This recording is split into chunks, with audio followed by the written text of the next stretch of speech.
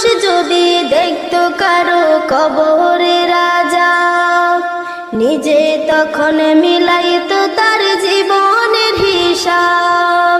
মানুষ যদি দেখতো কারো কবরে রাজা, নিজে তখন মিলাইতো তার জীবনের হিসাব।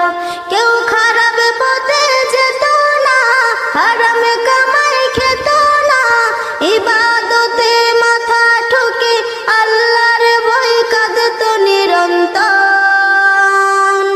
মরার পরে বুঝবে মানুষ কবর কত ভয়ঙ্কর, মরার পরে বুঝবে মানুষ